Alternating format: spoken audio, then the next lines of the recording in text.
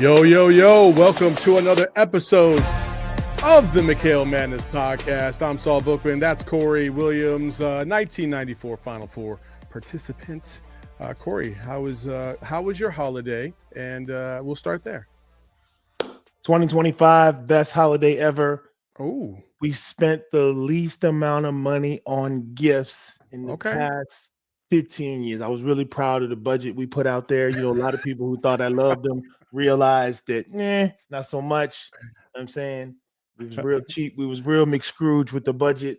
And we got a lot of money left over for your boy. It was a great holiday. That is always a good thing. It's always a good thing we can save some ducats. You know, this is the first year that my kids have had jobs.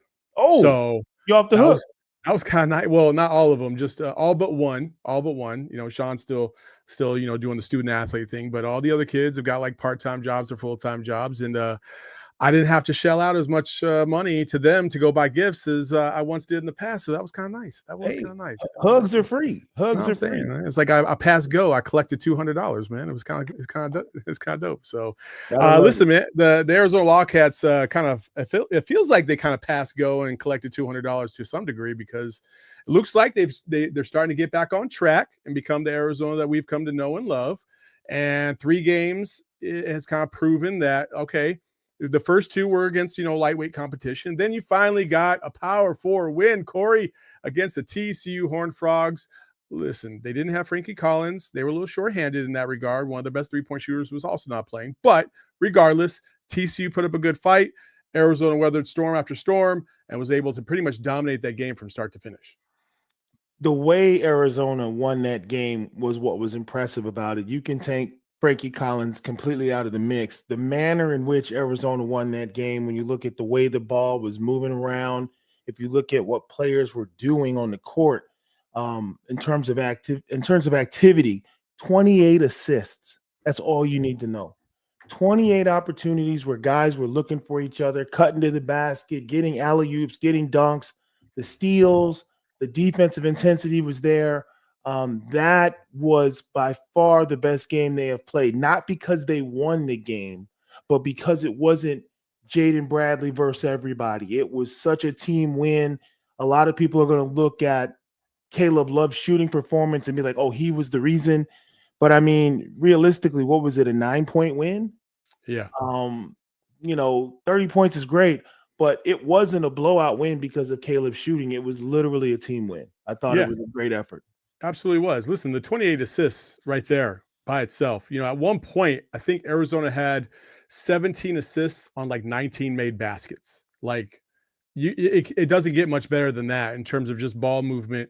And, you know, they had the typical Arizona runs when they needed to. You saw several times throughout the game where it was getting a little too close for the crowd's liking. That's what I love about Arizona fans. I feel like I've been in a lot of arenas, Corey, and very few get it like Arizona fans get it. They just know when to say when, right? Like they know when the opportunity is there, when the team really needs a little boost, they stand up, they start cheering, you can hear it, the anticipation in the crowd. Like that's what I love about it. And Arizona showed up in that regard as well, you know, and really got into some runs, and it just looked like they were really having fun out there, which was great to see.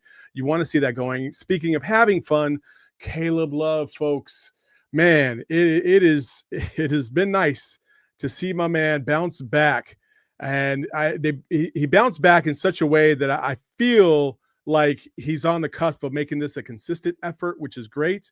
But I wanted to make sure, so we went to the streets and we asked them, "Hey, how do you feel in this segment? The Streets is talking about Caleb Love. Is he back?" Or is he not? And we gave him 3 choices, and this is what it looked like. The 3 choices were: yes, he is, need to see more, or he's kind of back. And to nobody's surprise, 50% still say they need to see more, which, listen, these 2 teams on the road, if he balls out against those 2, I think everybody will say, yes, he is. 35% said, yes, he is. And then 15% said he's kind of back. And so a little undecideds there.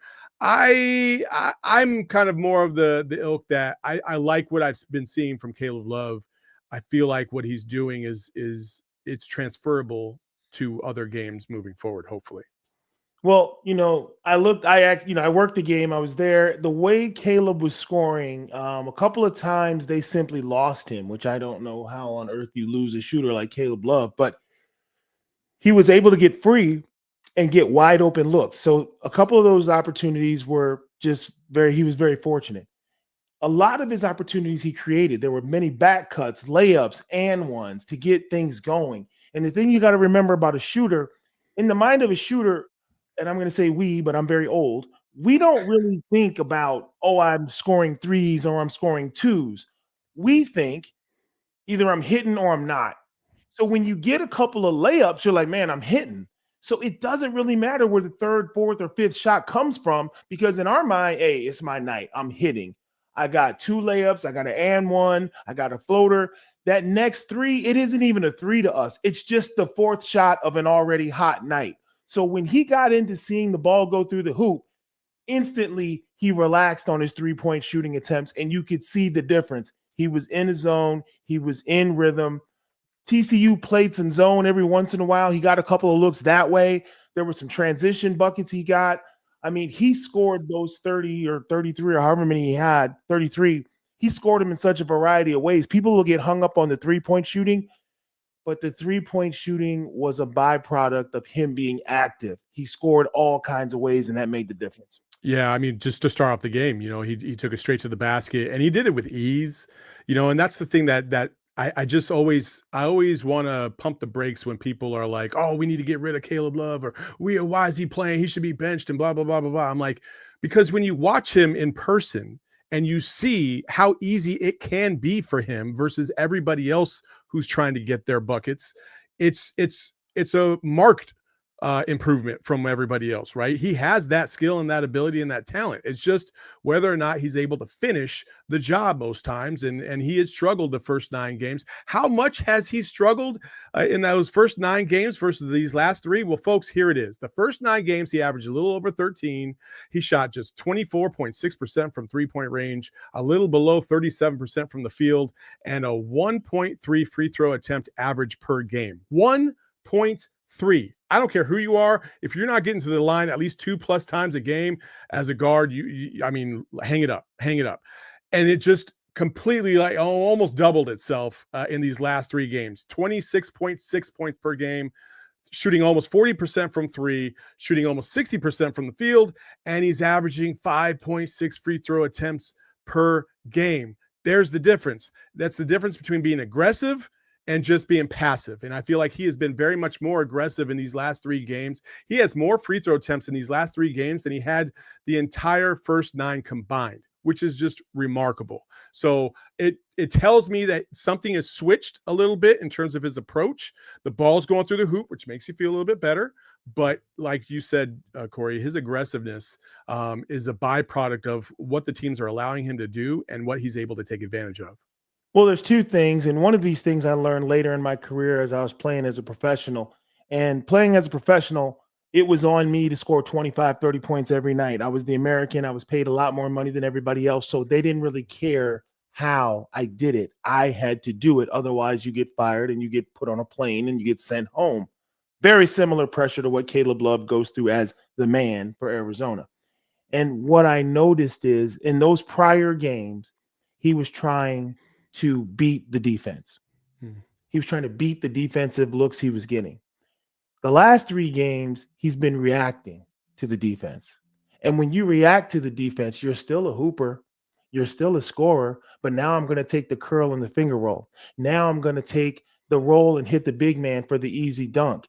Caleb Love had 7 assists with 33 points. He wasn't forcing anything. Yeah. When he got doubled, he let it go. When he was trailed, he curled for the layup. When you lost him, he shot. He spent the evening reacting to the defense, which is a completely different way to play than out there trying to beat what they're doing. It's hard. It's almost impossible to beat what they're doing. What you've got to do is be, hey, and let's not gloss over the fact that Toby and Visar combined for 25 points, most in the paint. You think it's not easy to shoot threes when your bigs give you 25 points? Arizona only scored 90 points. More than a quarter of them came in the paint. When your bigs are creating a real threat, all of a sudden the perimeter opens up. And I've been saying that for the last 3 weeks. They have to get something out of their bigs. And the moment they get things out of their bigs, you see the shot percentages from the perimeter go up. I mean, and that's a great point because, and that's the next point we're going to talk about. You know, Carter Bryant and Henry Vasar, those two have really started to find their footing this season. Especially, I think Vasar has been really good these last couple of games. You know, UCLA, I felt like you started to see him like really build that confidence, start to be like, feel like, okay, if I got this shot, I'm gonna take it. I'm not deferring to anybody. I'm just as good a shooter as anybody else. And especially down low in the paint, the toughness, I felt like that was solid. And then he carried it over into this game, hit a three, and he was good around the rim. Awaka did the same thing. I thought Awaka's just strength down low was something that was a little bit missed against UCLA, and I wish Awaka would have played a little bit more down that stretch. And then Carter Bryant. I think Carter Bryant has done a phenomenal job of finding his footing, feeling confident on offense when he's had the chance to, and he's been defensively. He's as versatile as anybody that Arizona has on their roster because he could guard on the perimeter. He's tall, he's lengthy, and he can get out there. And so I've really been impressed by those two. Well, I think they are definitely players that are coming into their own in terms of experience. And the crazy thing about when you play at Arizona and other top level schools, these high leverage games, defensive errors are like kryptonite and they erase any offensive ability that you have because most coaches are more concerned with that than everything else. And I can tell you right now, coming in here as a third team All-American way back in the 90s didn't mean a damn thing. If I got beat back door, if I gave up an offensive rebound, if I blew an assignment, one of our team defensive concepts, I was coming out of the game. That holds true for the top coaches in the country to this day. Yeah. So with Carter Bryant, you know, like you talked about, his development, getting the reps in, being able to be trusted to be on the court during those crucial minutes, you're going to see his development continue throughout the season as he learns. And the crazy thing is there's no shortcut. It's just reps, and you can't simulate it in practice. You know, you take a 5-0 run, you got to get a stop. It only happens in games. So you're kind of like learning, and it's baptism by fire. And we'll, you know, I know we'll touch on that a little later, but yeah, those guys will continue to develop for sure. Well, we're not going to wait till later, Corey, because we're going to talk about it right now. Here, listen, one of the things that keeps coming up, you always see it on social media, is when X player is not playing enough in somebody's eyes. They're like, why isn't he playing? He should be playing more, blah, blah, blah, blah, because obviously a lot of these players have just God-given abilities and talent, and you are like, oh, why they would be able to help? Why aren't they out there? Well, listen, Carter Bryant is a freshman, and he's a phenomenal freshman, and I really, really have high hopes for what he's going to do, especially as we get to March and April. I really feel like he's going to be a bona fide contributor on this team, and he's going to play at such a high level compared to where he is even now. And that's the great thing about the season is that, you know, you get to the end of your freshman year, you start to figure it out. You start to understand, like, okay, this is what it's all about to play at this high of a level. There are no off possessions. There are no laxes. There are no lapses in defensive coverage. Carter Bryant, unfortunately, has had a couple of those throughout the season. And so when he gets the quick pull, it's because of something that's kind of like this, for instance. Okay. So the other night against TCU, this is one of their possessions. As you see, 11 minutes in the game, close game, only up by 6. And Carter is guarding his man in the corner. You can see on the opposite side, he's guarding his man in the corner. Okay. Ball's up top. He's about to go into a pick and roll. And so then the next clip, so Carter Bryant, you can barely see the defender that the offensive player that he was guarding, who's now on the wing on the opposite side. He's kind of blurred because it's all black over there. But Carter then puts a foot in the paint because man's trying to look at the roll. The problem is he completely loses his man on the opposite side who was wide open. That skip pass hits him, and Carter can't get out there fast enough because he lost his man. And then, of course, what happens? Wide open 3, splash. Okay. Key possession with 11 minutes left to go, and you just gave up a wide open 3 at a critical point, right? Okay. But Tommy has usually yanked him at those points, right? Tommy's letting him play it out a little bit. He's letting him play it out. He puts him back in, okay? We go forward. All right, now, It's a 9-point game, a little bit more cushion. We're about the 4:30 mark, right? You see Carter, he's in the paint. His man is actually right here, near side in the corner, right here, number 5. All right. And so the ball's on the complete opposite side. Next clip. All right. So now the ball's middle of the floor. And there's a reason why this is so important. And Corey, you can tell me if I'm wrong or right, but most times, there's an imaginary center line drawn down the middle of the floor.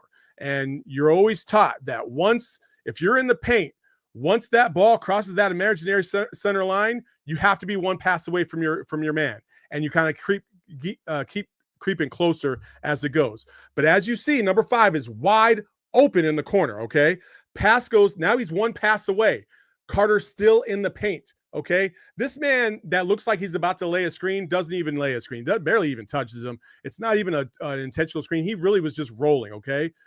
Carter's trying to help out, but he's also in no man's land. The pass is on its way. He's still in the paint as the pass is on its way. He's already cooked right here. Now, the difference between high school and college is Carter's athleticism in most cases will be able to get out there quick enough to block this shot.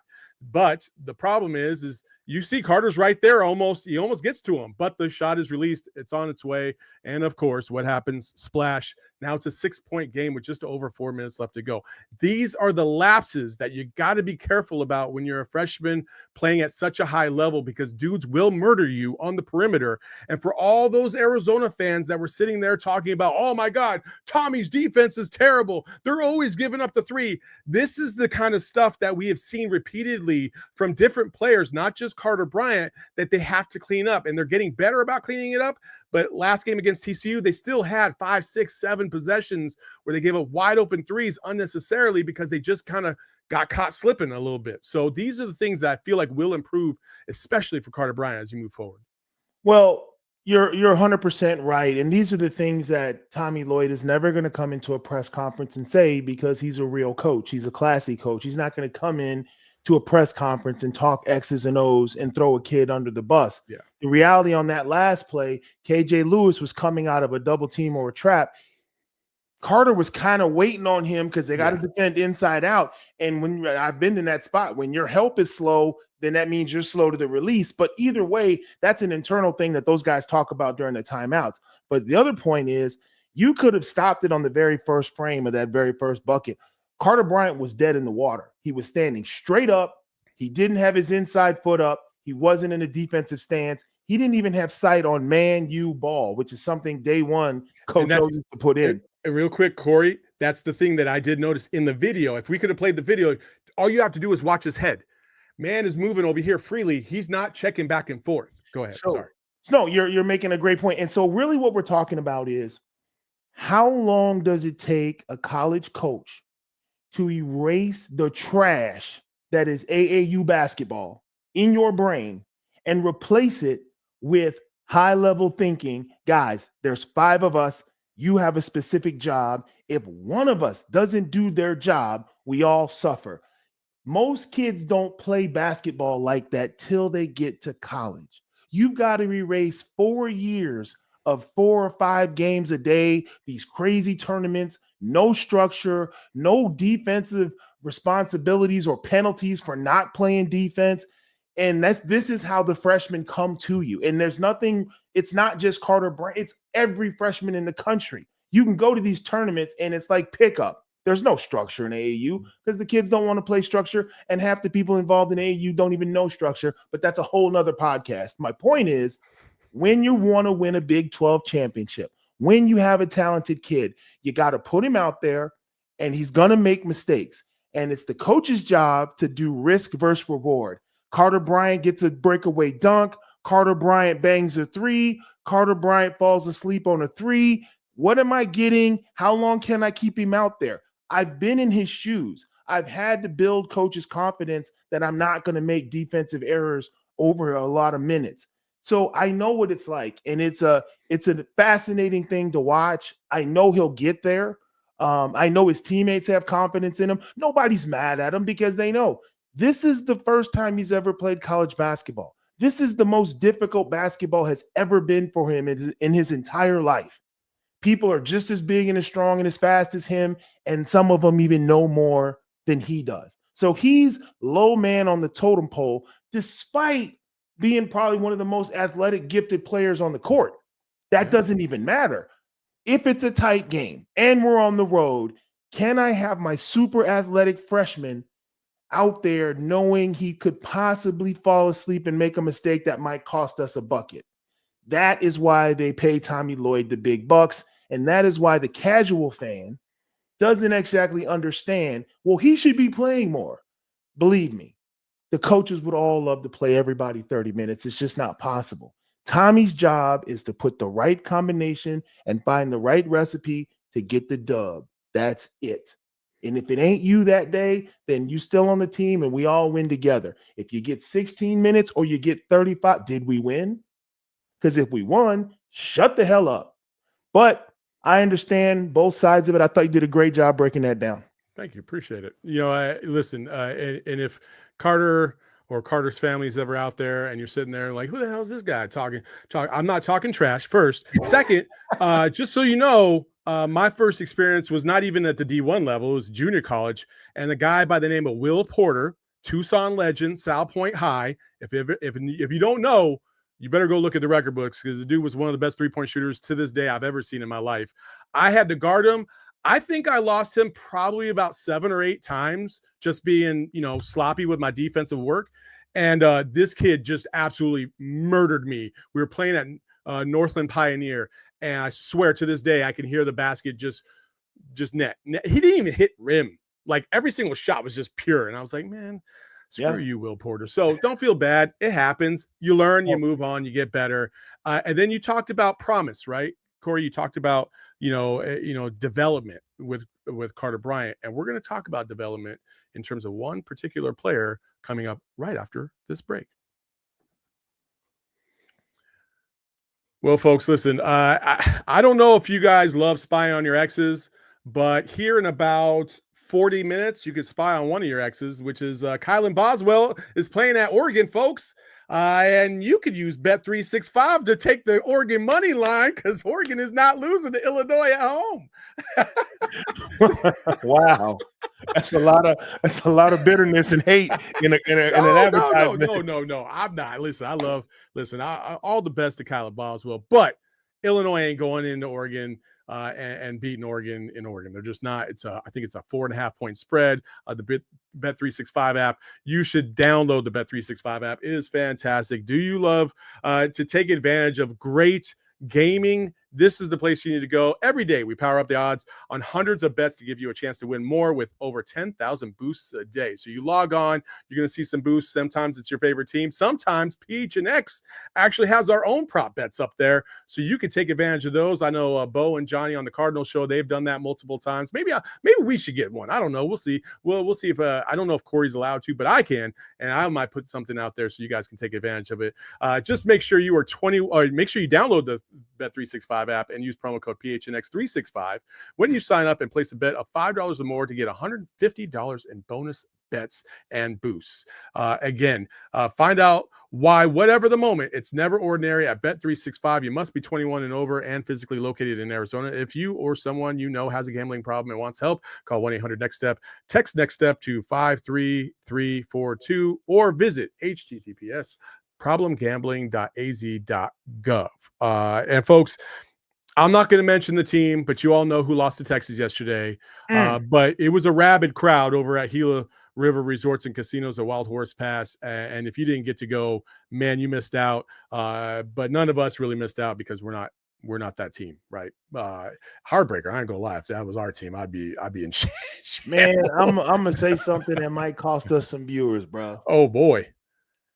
I actually wanted to see them win. Oh, come on, man. Don't say it. As much as I don't care for them folks up north, on some straight up conference loyalty, I wanted to see him do it. I'll give you the conference loyalty.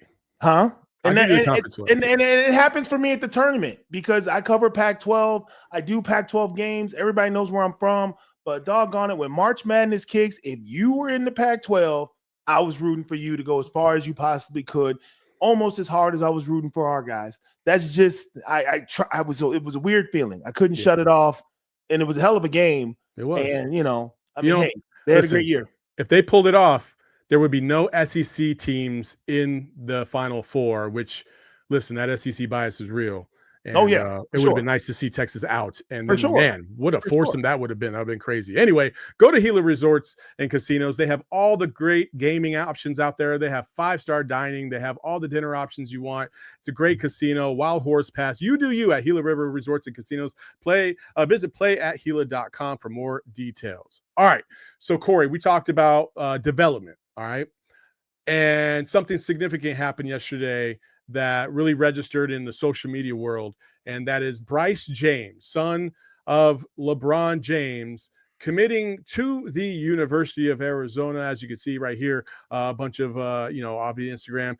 Pops was in the chats. He was in the Instagram sharing everything. Mom was in the chat, obviously. So it was a big news deal. And I'm here to tell you, listen, Corey and I broke down Bryce James's game about a month ago. If you want a chance to take a look at that stuff, we can put the link in here. Also, shout out to all of you guys that are here today. Really appreciate the love. Hit that like button and subscribe. We'd really appreciate it. Bryce James is raw, and he's more raw than Bronny was coming out, straight up. So this idea that he's just going to come here for a year, play, and then go join Pops in the NBA, that's irrelevant. That does not exist in this particular case because he is far too raw in this instance. He needs a lot of work on both sides of the ball. Now, with that being said, Tommy Lloyd is a great developer of talent. He just is. And so Bryce James coming to this program, if he can stick it out for a couple years, I can see Bryce James being a benefactor of the Arizona Wildcats program in years maybe 2, 3, definitely 3 and 4, in my opinion. But he's got a lot of things that he's got to work on. There's more to it than that, though, folks. But initially, Corey, what were your impressions on the commitment? I'm gonna be honest with you, man. As somebody who always has my ear to the ground, this one it was rumored for a while. I just disregarded it because it didn't make sense. I don't remember his name being on a lot of the scouting reports for recruits that we were really going after.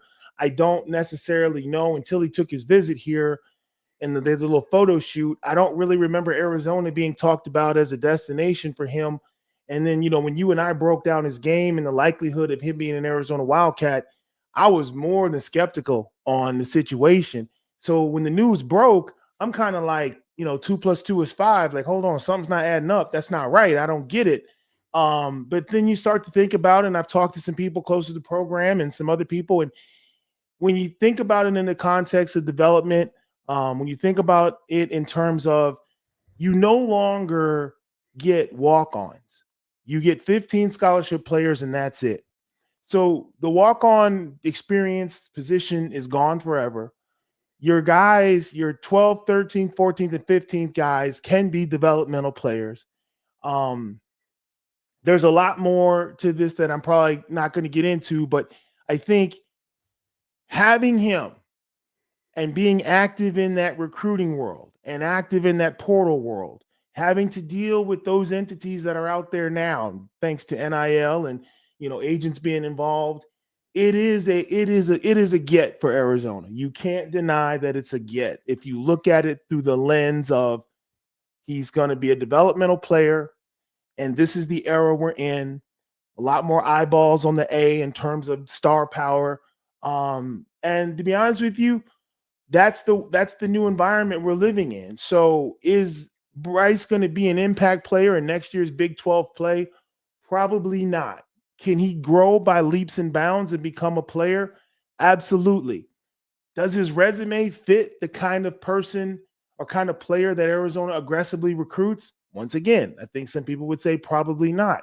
But we've sent a lot of guys to the NBA that weren't screaming All-Americans when they first stepped on campus. Mm-hmm. And I'll just leave it at that. But here's the reality of it for me. As an analyst, I said everything I'm going to say.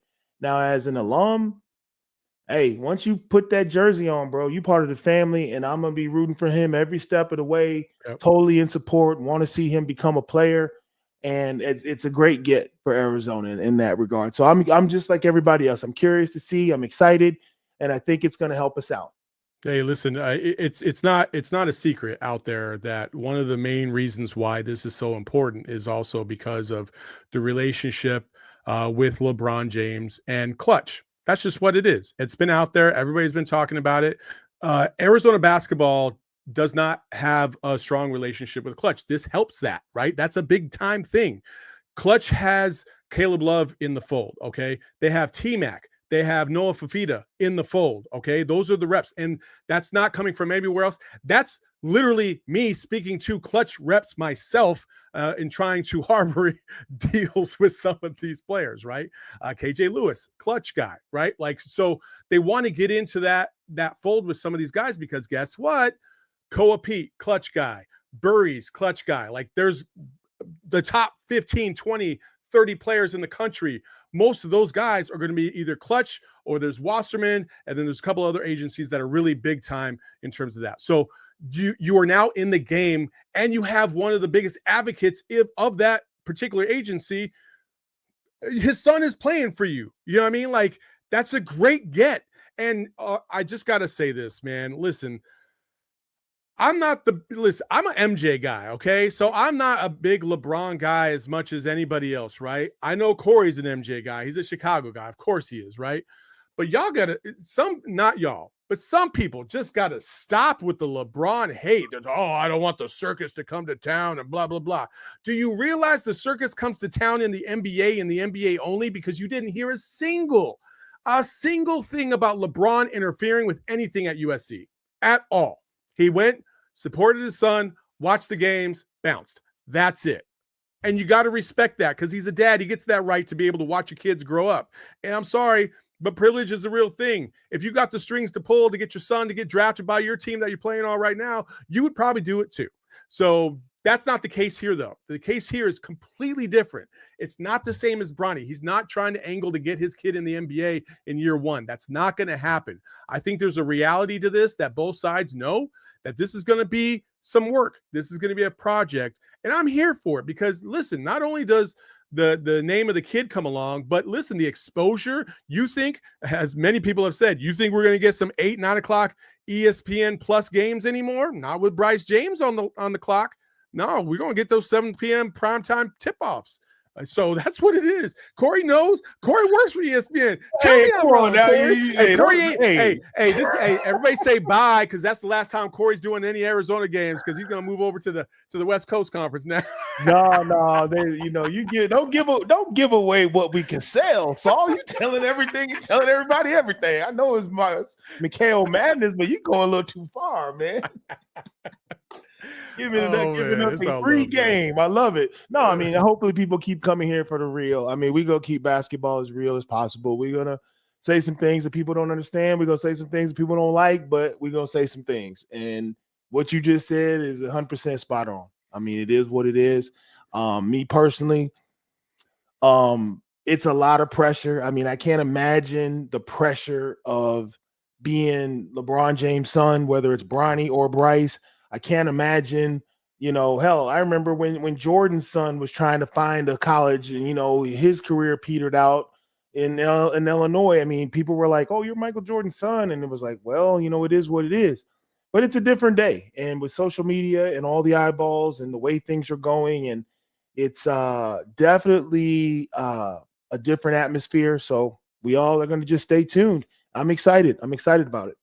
I mean, listen, Marcus Jordan, he struggled at UCF. He didn't, he wasn't anything like his pops was. That's living in the limelight or the shadow, I should say, of a legend. But he did. He did get a thirst trap in Lars Pippen. So I mean, they're married now, right? No, okay. Well, we'll talk more about thirst after this break.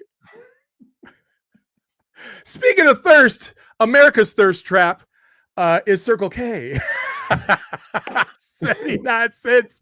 Come and get your Polar Pop. Fire, bro. You're fire. I ain't gonna mess with you tonight. America's Thirst Stop is here for you. Don't download the Inner Circle app right now because you're going to save yourself a lot of money. 25 cents off per gallon. Your first 5 fill-ups. You're going to get 69 cents on a Froster. Nice.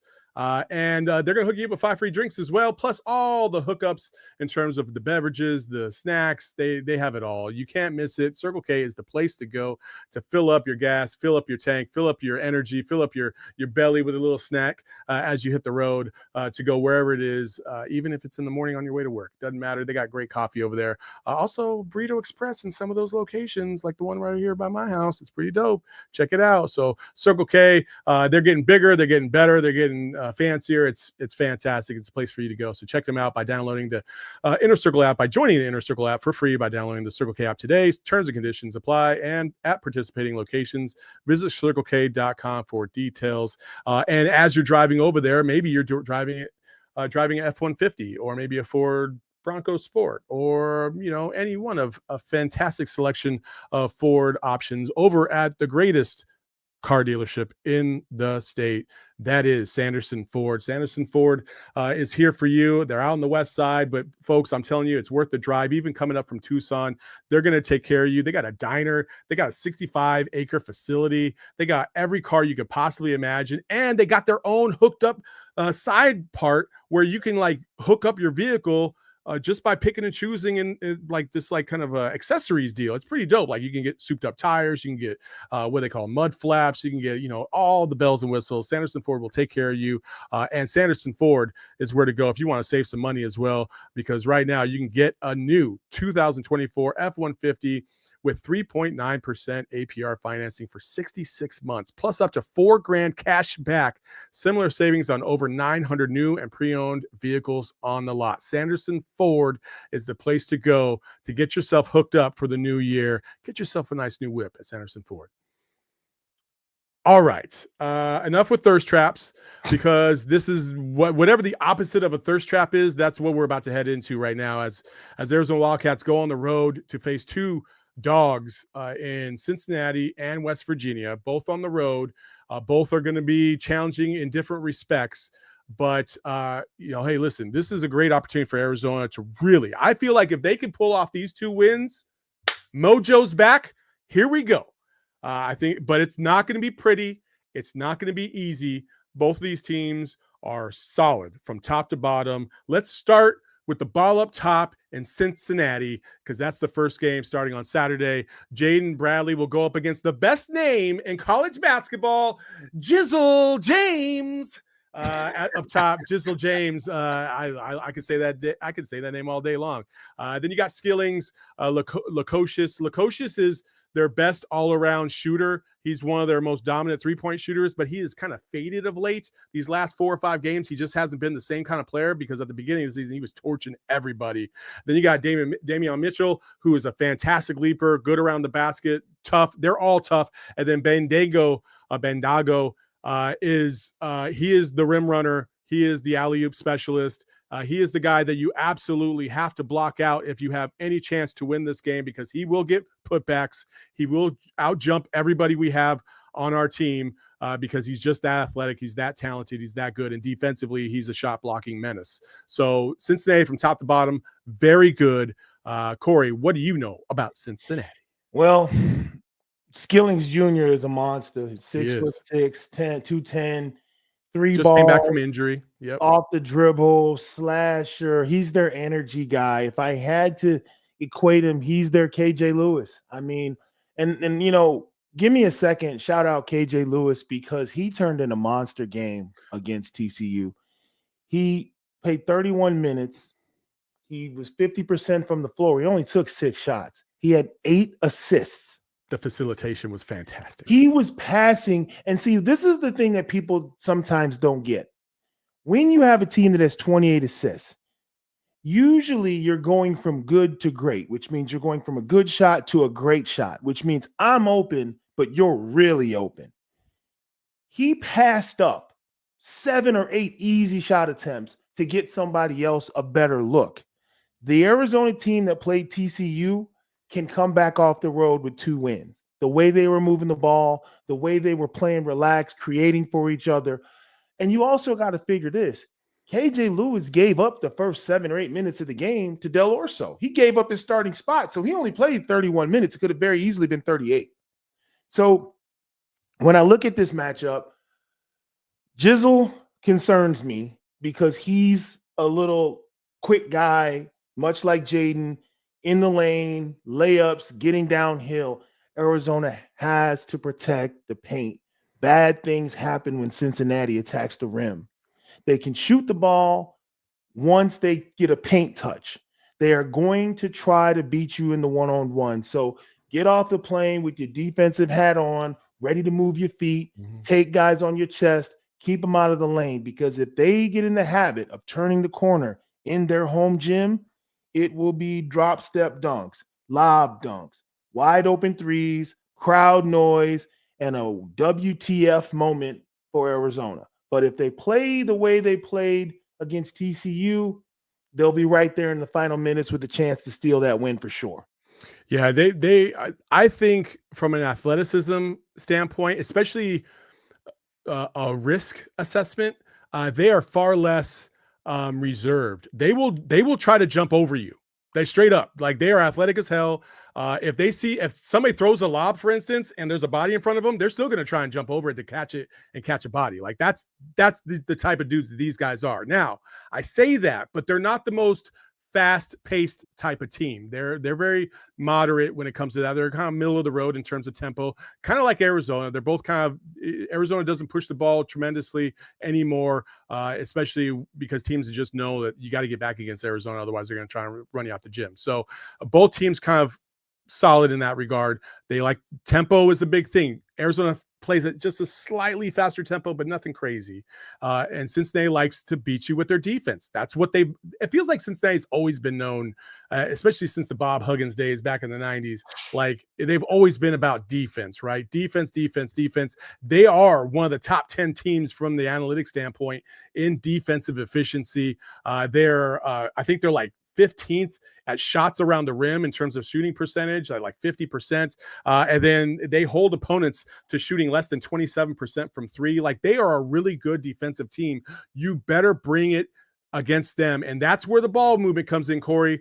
The ball movement against their man-to-man defense has got to be crisp, fast, and with purpose. If you do it with purpose, you're going to beat them. If you don't, and you lollygag and you throw those half-ass passes that we've seen Arizona do from time to time, you will get cooked. Yeah, the deflections are what they feed off of. And I'm going to give you, it's analogy time basically for me. You know how the Baltimore Ravens are good on defense no matter what year it is, going all the way back to Ray Lewis? Like, that organization is known for defense. You go across the middle against the Ravens, you're going to be waking up in the tent in concussion protocol. That's the brand of football the Ravens play. Cincinnati, for over 25 years, even back to when I was there, if you play Cincinnati, do not look for the refs to help you. They are going to push. They're going to shove. They're going to grab jerseys. They'll sling you to the ground. I played against Cincinnati 3 times in my career.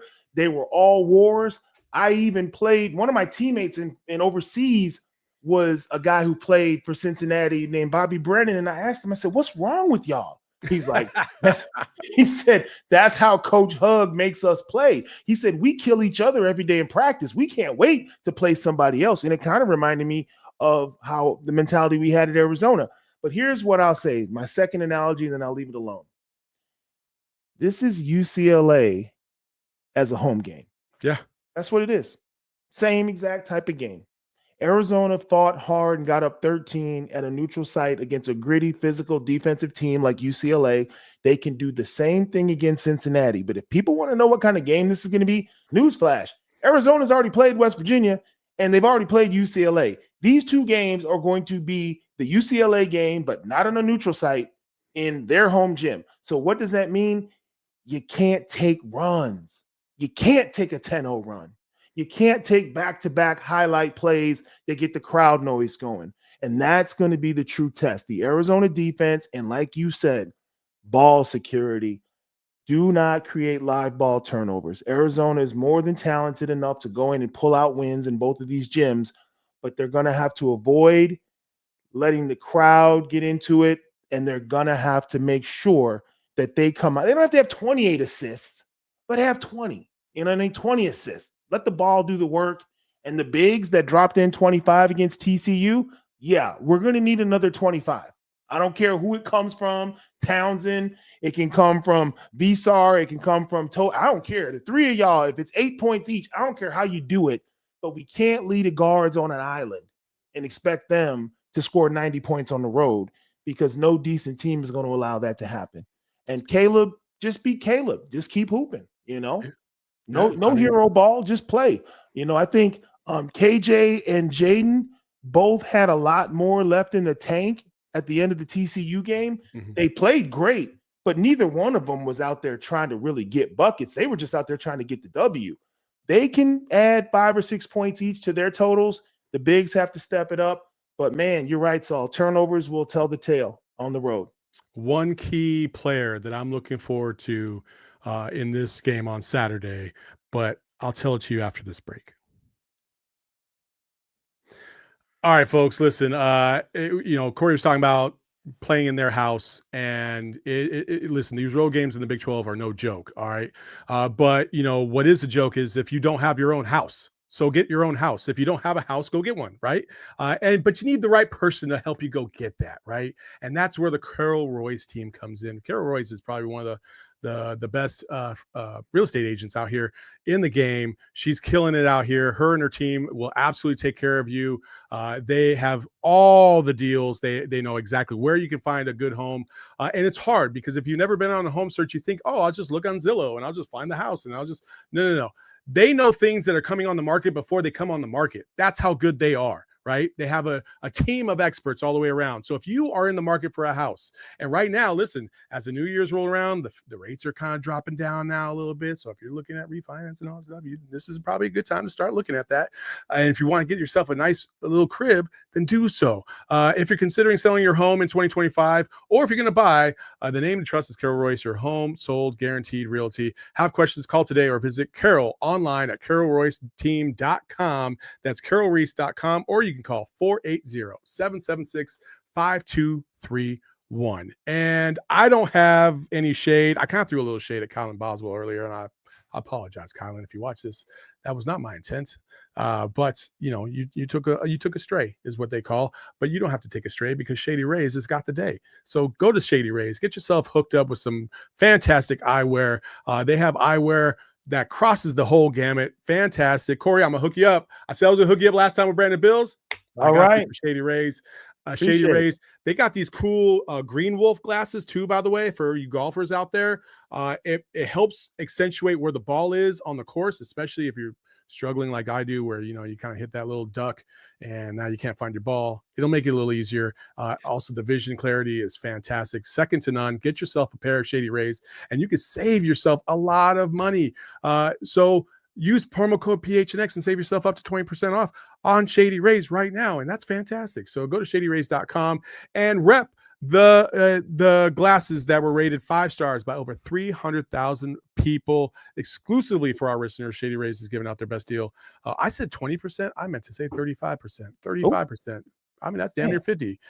So hook yourself up today at shadyrays.com. All right. Okay. For me, like we talked about earlier, the center position is, their big is he's no joke. He's just a dog, right? The thing though that I gotta say about him is that the way you're gonna have to try and beat them is you gotta have to spread them out and beat them off the dribble. Now he's athletic enough to keep up, but if Versar can hit just a couple threes off the bench and make him think a little bit more about having to not cheat off of a shooter, I think that's a game changer. I think Henry Versar, this could be a phenomenal game for him if he plays the game right. If he tries to back him down and try to take advantage of him at the rim, that's going to be a little tougher. But his all-around game, his shooting ability from the mid-range, I think that's what's going to open up things for the Arizona offense if he can come through in those situations. And I do think that this is one of those games where he's going to have to, because I do not believe Trey Townsend, styles make fights. I don't see this as being a great style matchup for Trey Townsend down low because of the length and athleticism that Cincinnati has. And Trey has kind of struggled a little bit versus more athletic, lengthier players. And so I think this is a perfect opportunity for Henry Versar to get some buckets against a dude that is legitimately one of the better defensive prospects in the country. Yeah, I think you're right. I think if Arizona is going to small ball them and do 4 out, 1 in, picking pops with the 5, put them in ball screens, you've got to do something to make them uncomfortable defensively. How do you bring that big out, get him in foul trouble, don't let him just sit in the lane, create some situations that he's not used to, and they got to take advantage of it early. Yeah, 1,000,000%. So I think to me, this is the matchup that I know Cincinnati is higher ranked than West Virginia, but I think this is the matchup that Arizona can really feel good about if they can get a dub on the road at Cincinnati. Cincinnati is a hard place to play. Cincinnati's 2 losses. One was at the Octagon of Doom at Kansas State, which is this past weekend, and then the other one was at Villanova. And both those teams are grinded out, wear you down kind of teams alongside Cincinnati as well. And so those are just like knuckle dragging out kind of contests. And so that's Cincinnati's undefeated at home. They beat Xavier, Sean Miller's squad at home. And they just have that kind of feel about them at home. And they're a tough team to match up with. And then after that, you got to go on the road again to, by God, and play the Mountaineers in West Virginia. And we've seen this matchup before. It's a little bit different this time, though, because Tucker DeVries, the guy who torched us for 26 points in the Bahamas, is out. And he's out for the foreseeable future. He may come back towards the end of the year, according to my West Virginia peeps. But he is out for this game for sure. And these are the matchups. Small, Powell, Harris, Andre, Okani. Jaden Bradley's going to match up with Small. Del Orso, and obviously, I think a lot of this, I think there could be some matchup adjustments from game to game. I don't see Del Orso and Townsend necessarily sticking it out the whole year in the starting 5. I think there'll be some adjusting here and there depending on the matchups and who they're playing against. But maybe I'm wrong. I just think that overall, listen, even without Tucker DeVries, West Virginia is tough. How tough? They just went into Fog Allen for the first time and beat Kansas at KU without their main guy. That's how good they are. They held them to like 60 points. It was just a knuckle dragging contest. And that's the thing. Both these squads, they D up and they D up hard. So how does Arizona go 2-0 on this road trip? At Cincinnati is physical. When they push you, you push them back. Every time they come in contact with you, they have to understand that you're just as physically as strong as they are. The first time they can push you out of the lane or take an offensive rebound and move you out of the way, you're losing a psychological battle to them because that's what they want to do. So it's very important that Arizona respond physically to Cincinnati on ball screens. I don't care if it's a TV timeout and y'all are walking back to the benches. If they graze up against you, you got to let them, hey, I'm here, bro. That's the physicality it takes for Cincinnati. Now, West Virginia, that game will be Arizona versus the environment. Arizona versus the crowd, the atmosphere of Cincinnati. You just saw a ball up top. It's Arizona all across the board. They've got positional advantages everywhere. So that game is more mental than physical. What mentality do you bring into that hostile environment? Do you allow emotion to seep in where they play better than they're supposed to? Because that's what happened at Kansas. They got confident. They weren't afraid. They wanted to be giant killers. And look what happened. So you go into a team's home gym. They're riding high off the Kansas victory. They're not going to play down because they're not. It's not possible for them. They're just going to try to make sure that they can knock off Arizona by any means necessary. So you've got the front game, which is physical, the second game, which is emotional. Now, if you're coming into West Virginia off a win, totally different game. You're coming in there having dropped one to Cincinnati, and you get that anxiety. Our backs are against the wall. Yeah, we don't want to go 0-2 on the trip. Yeah. We got to get this one. And now you step out there and you come out of the tunnel and the place is going nuts, and maybe they start the game on a little bit of a run. That game will be so mental, it's not even funny. But if they stay tight, they huddle it up, and if they keep the mentality they had against TCU, they can win both of these games because that Arizona was confident. They weren't rattled. They were aggressive on defense, pestering people, getting deflections, just being jerks for no reason, just going after loose balls and diving on the floor. That's the kind of energy that they have to bring some kind of way every night in the Big 12. Hey, they better all harness that inner Kevin Parham and give up no easy buckets. I'm telling you, man. Like, hey, not today, not Saturday, and not Tuesday. That ain't happening. You got to come out and you just listen. It's a different kind of mentality when you know you have to go into a game and you better lock the F in. Like, because if you don't, you will see yourself outside riding that bus thinking what could have been because you just got mollywopped on their home floor. And you don't want to do that, okay? Like, I truly believe this is a physical test for Arizona in these two games, these two matchups. Now, West Virginia likes to shoot the three a lot, and they are versatile. They just went with a 4-guard starting lineup last week, for crying out loud. Like, they've got versatility. They've got length. They've got size. They've got athleticism. We saw that in the Bahamas, and it was a problem for Arizona. Now, I think that familiarity, though, Corey, I think helps Arizona this time around because now they know, like, okay, we definitely got caught slipping against West Virginia in the first place. We still could have beat them in overtime, even with their best player, and we let it slip. Don't let it happen again. Now, I think the balance here is like, yeah, they lost Tucker DeVries, but they're playing at home, so there's that added boost, right? And everybody gets a couple points at home. You just know that's how it goes. Right. So I do believe that Arizona will come out and they will have to be physical. Like, do not let them punk. I swear, if somebody catches something to the ribs and the keel over, I will lose my mind.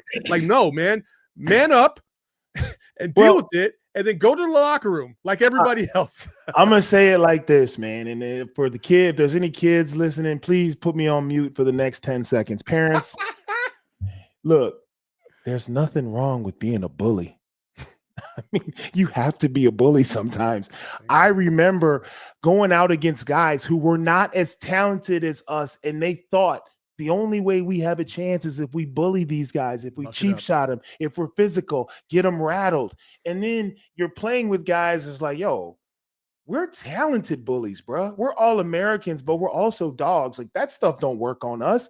We proceed to kick your ass because, yeah, we can be just as much jerks as you can. So it happened to me twice in my career. It was the best thing that ever happened to me. I got bullied at Arizona as a freshman by all my teammates because I was a skinny freshman.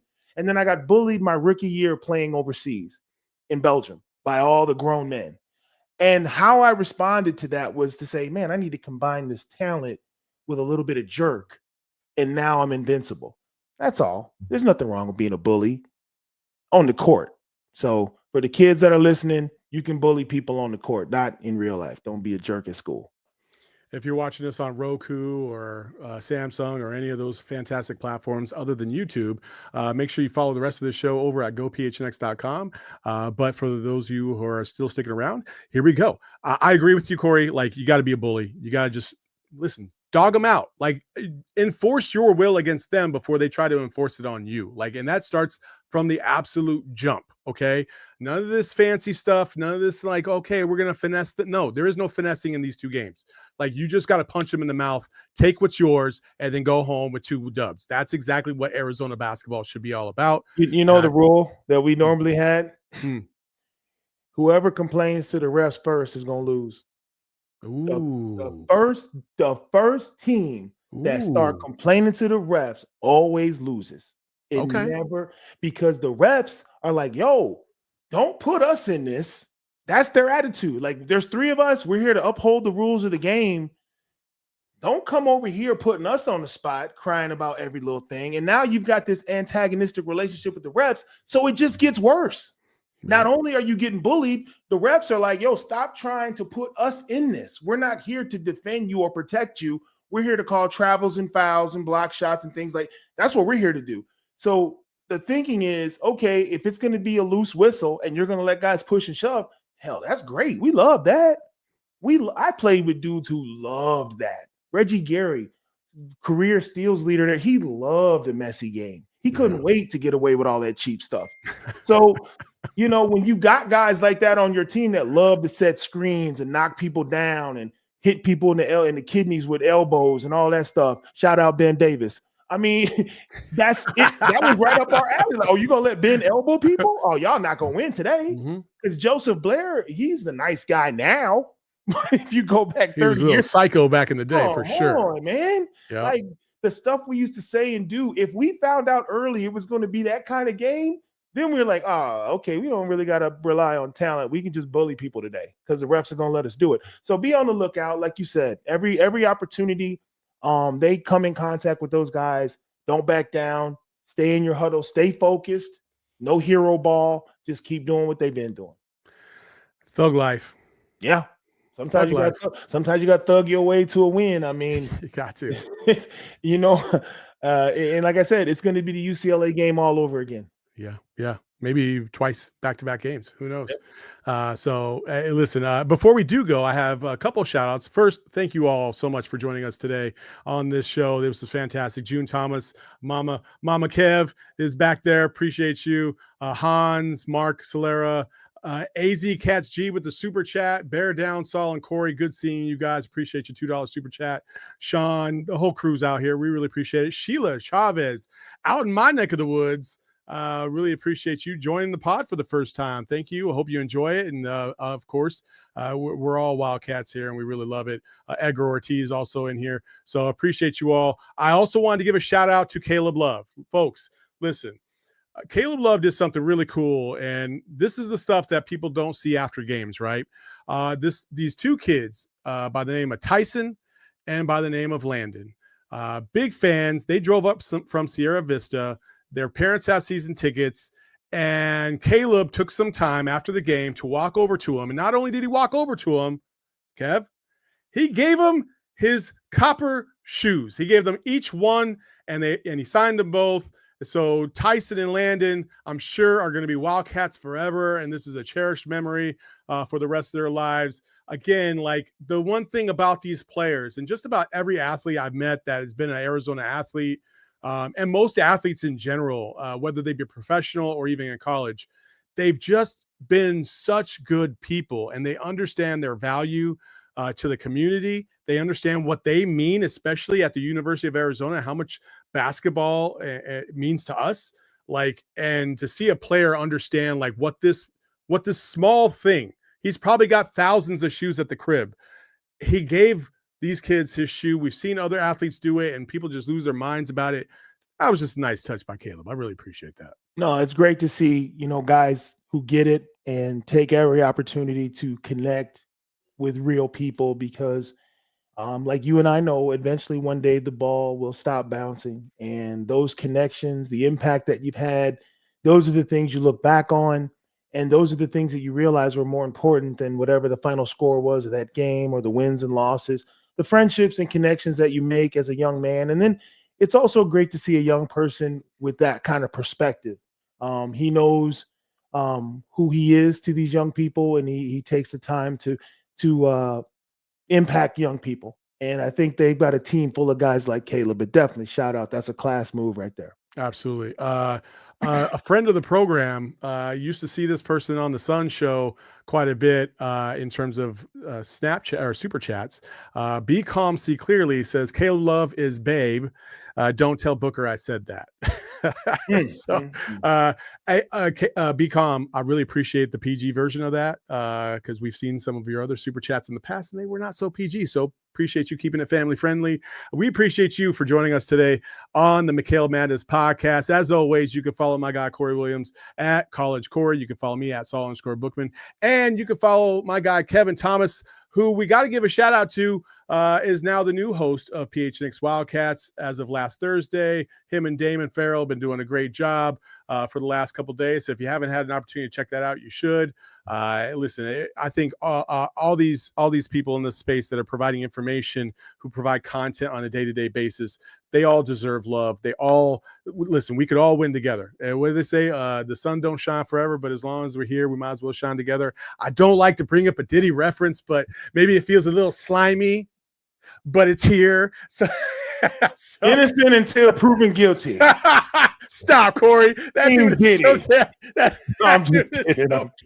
dude is so damn guilty. It's not looking good. It's not looking good for the diddler. It's not looking good. He's done so. He's done so.